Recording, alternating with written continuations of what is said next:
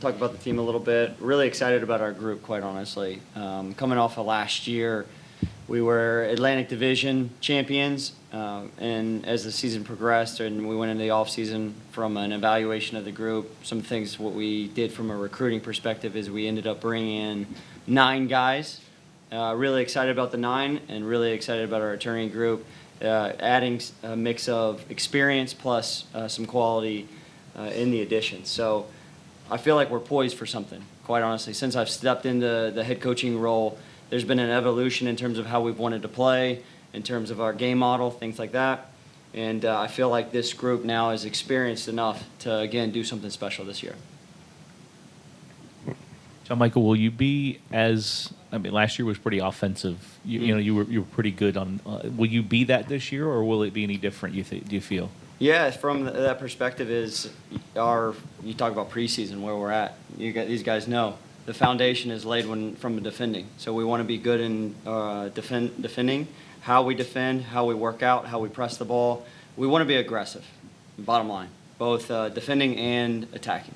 So you asked the question, are we going to be aggressive attacking? Yes, 100%. But will we be aggressive defending and good defensively? Absolutely. Coach, what's the advent of having professional soccer here in town, down, of course, on the river, meant to your all's program as far as growth and excitement? Yeah, I mean, the city of Louisville has grown. Obviously, I've grew up here. I played youth soccer here, played high school soccer here. Unfortunately, didn't go to college here. Went away for a little bit, but the growth of the sport itself has been tremendous. And to see what Louisville City has done, the stadium itself, and just that alone, one of the best in the country, especially for the USL. And then if you talk about the next level, we just took a trip to Nashville and watched Nashville SC play Minnesota. Phenomenal stadium. I mean, when I was playing in the league, it was, I was playing at the University of Houston Stadium, and it's, night and day. So the growth of the sport has been tremendous. For any of the guys, what do you feel like? I know it's early in, you still have a preseason match to go in another week or so. What do you feel like this team and where you are as far as leadership and maybe an identity, with this squad? I think the identity's really good. I think everyone likes each other so far. The new guys are getting on really well with all the returning guys, and we're turning into a veteran team. Like, we've got a lot of guys who've been through this a couple times now, that they know what it's about. They know how to bring these guys along, and just really excited to get going into this last preseason game versus IU, and then into the real ones, and then just think we're looking really good going into that. I feel like the freshmen that have come into our group now has brought a new spirit to our team. We could see in the spring when our seniors had left and we didn't have any newcomers. It was kind of flat the whole spring. People were maybe not motivated enough for the spring, but now it's a whole new thing. The whole summer has been good. The level of the newcomers are good, and that also makes us returns better. So it's looking good, and I can't wait for the season. Yeah, I agree with that. With a couple of rule changes this year, obviously, how is that going to affect the game? Are you in favor of these rule changes? Are you wondering about them?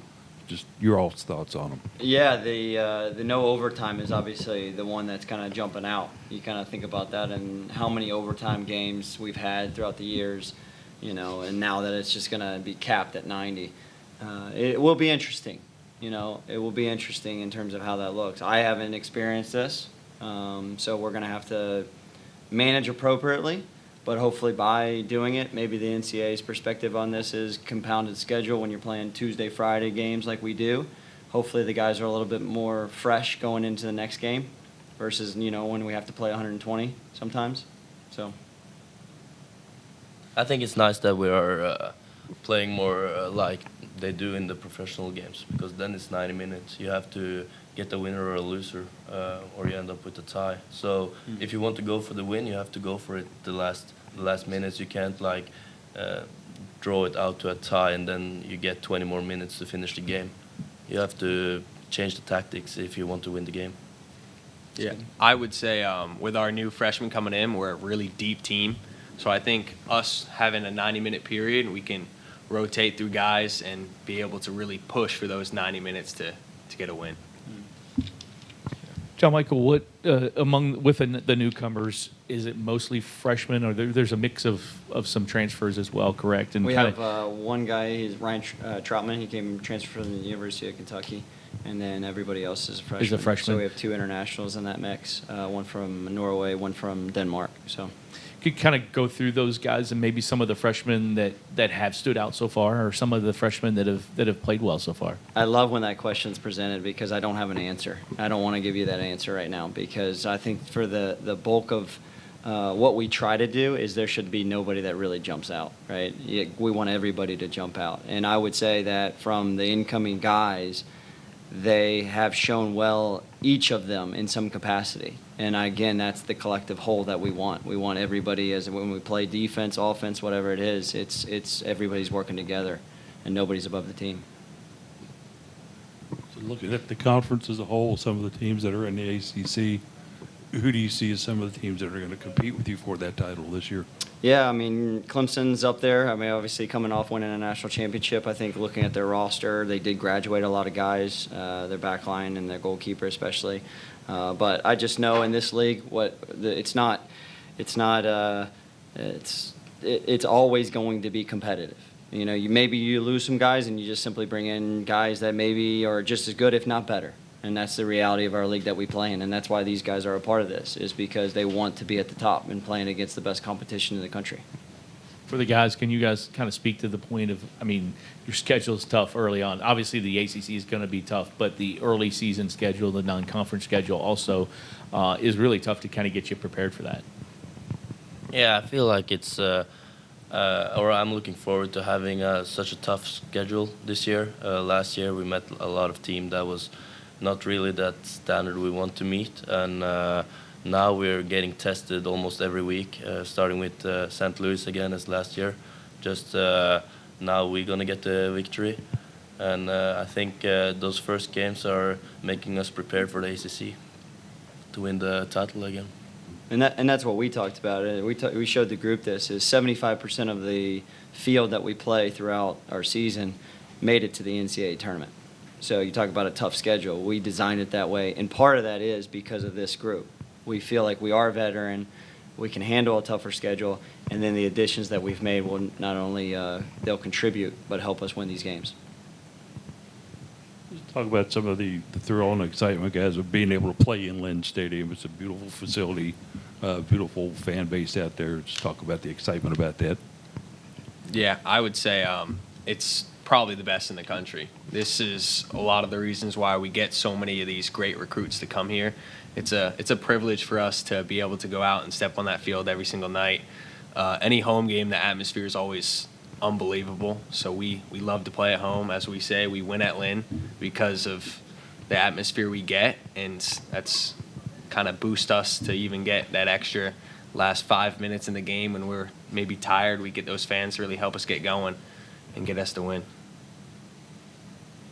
Yeah, it's not a lot that's better than running out there on a Friday night on Lynn here, playing an ACC game, and getting the victory. Let's make the whole weekend. John Michael, what kind of competition in goal do you are you seeing right now as far as with your guys? Good question. I mean, you use goalkeeper. I would use every position, quite honestly. And these guys know, is we brought in guys that can challenge each one of them. And we did that for a reason. We wanted Sandro over there to be feeling somebody on nipping at his heels that maybe could take his spot. Same thing with Brad. Same with Bryce here. And there's nothing wrong with that. There's nothing wrong with that.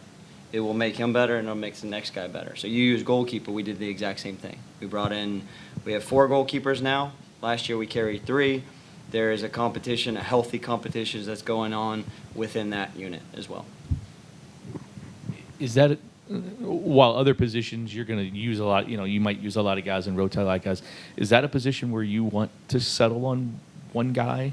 Or, I mean, I know in the past you've kind of had a couple guys there. What's your philosophy, I guess, if there was a perfect scenario for your team? The guy that steps up. Like, that's just a reality. We have the ability to we have the depth. We can change it if we need to.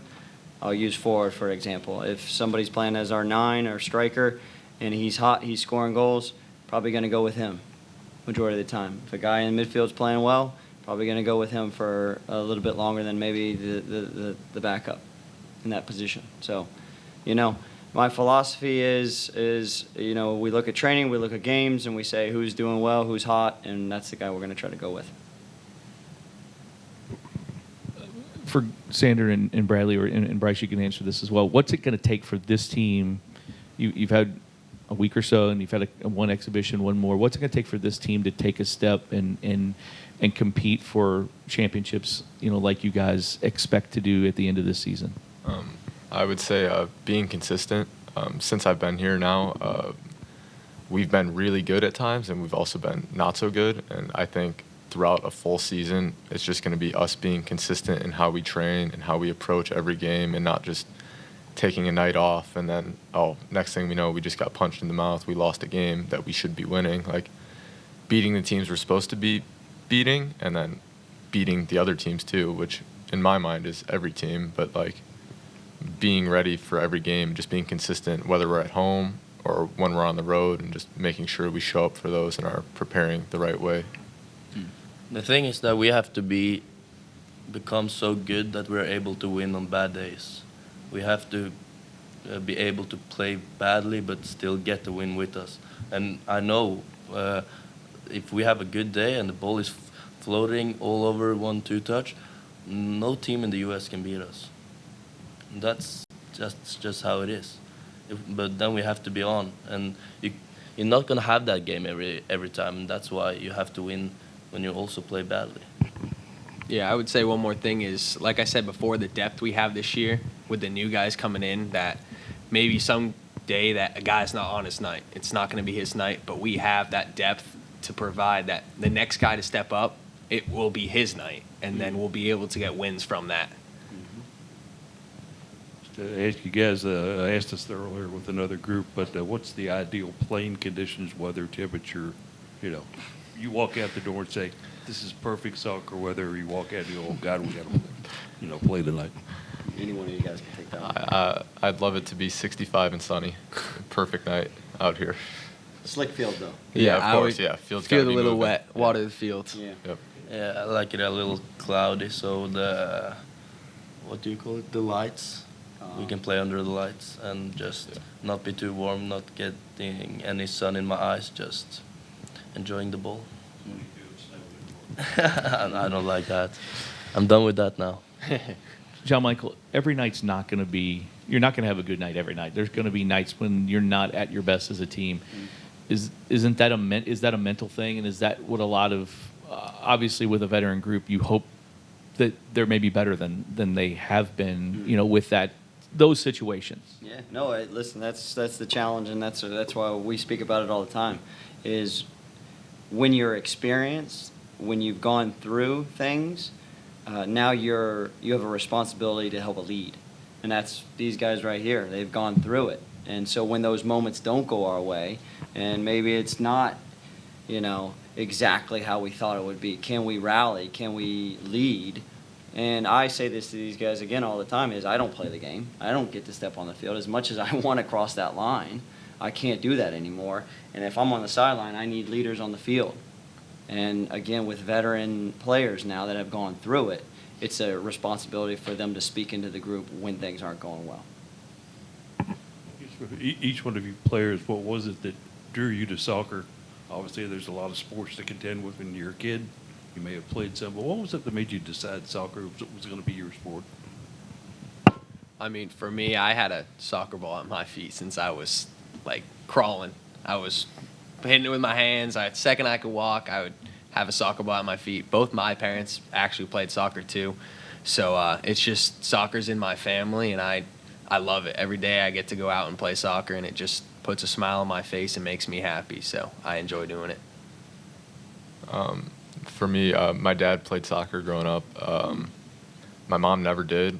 No one in my entire family other than my dad played soccer before. So I played other sports growing up. I played soccer and baseball, and it came to a point where I had to choose between them, and that was a no-brainer. Like I went with soccer, and that's because that was fun. I enjoy that. That's why we do it every day. We get to enjoy it, and that's why hopefully we get to do it for a living one day, because then it's not a job. It's a passion. It's a hobby. It's something you love to do. Brad was also the 7th-rate kicker in the country. We just found this out the other day. And then had Yeah. to choose between that and soccer. Yeah, yeah. Back in the day. Has some talent there. Sander? No. Yeah, I've played soccer my whole life. Soccer is the biggest sport in Norway. My dad was a professional in Norway, and my mom also played. She actually went over here to the U.S. for a year to play in high school too. So soccer has been since, like Bryce, since I could walk. It's always been a soccer ball there.